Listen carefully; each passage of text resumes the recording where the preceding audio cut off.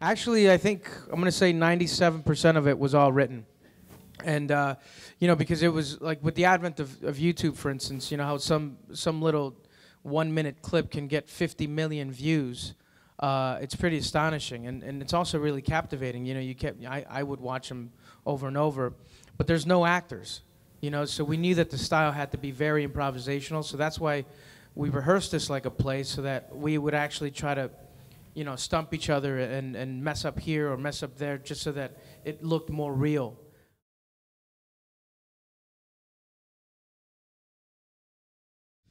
Yes. No, I'm just kidding. Yeah, and the first fight scene, after we did it for like 4 hours, and after the first take, I was like, screw it, dude, let's just do it real. And so we were trying to hit each other at 50%. And there was one where I just really kind of hit him in the face. And I'm like, sorry, man. But then he hit me in the face, and I was like, no. After that, we're just like, okay, dude, 50%, 50%, 75, 75, 75 going 80, 85 going 90, 90. And pretty soon it was just a mess. But that's the kind of movie it was. And but there's one thing that I'm a little embarrassed about, where in the one final sequence, I do crash the car. And I remember I was like, and it was a long screech. It was like a 6-second screech. And I'm going, and I was like, oh no. And then I'm thinking, I got Jake Gyllenhaal, the movie star, riding shotgun. He's like, whoa, whoa, whoa, whoa. And it's like the longest 6 seconds ever. And then I'm like, Jake, they did let the ABS, the analog braking system, didn't work. Great. Then there was one street in all of South Central that was newly paved with tar.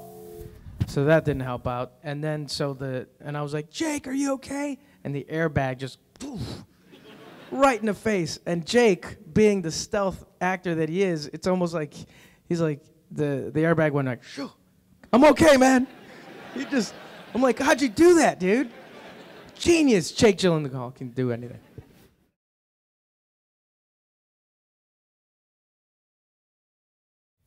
Basically, like, he was making cameras on the fly. He had a camera on a stick, so that when we were fighting, he can get the camera right here, right, under our chins.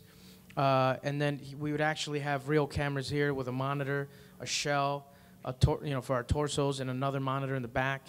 And we were running with those, and I literally felt like the Mexican RoboCop. But I think it was exciting. This whole film was exciting to shoot, and I think that it translated into the movie. And we had 22 days of shooting, which is not a lot for this kind of movie. Usually you shoot in like 45 days, and so it was a lot of fun, but it was definitely a challenge.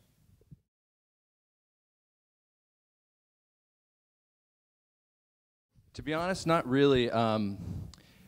We spent a lot of time reaching out to the community, having real people involved in the film. A lot of the extras in the film were people from the neighborhood, especially that party scene and other stuff.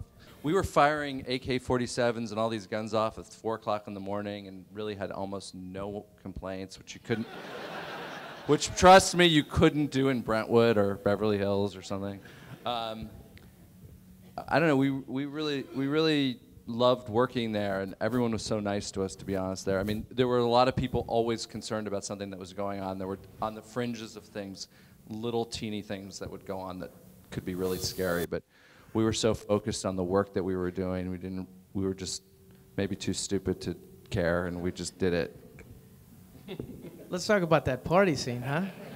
There was like 100 real gangsters, and they didn't have the exact extras etiquette, you can say, because they were drunk by like 4 hours into it, and walking into the party, and they're like, "What's up, homie?"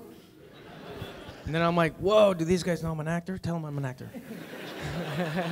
And then by the end, come time to lunchtime, we had 50 extras, and I was like, "Hey, those 50 are good." Hey.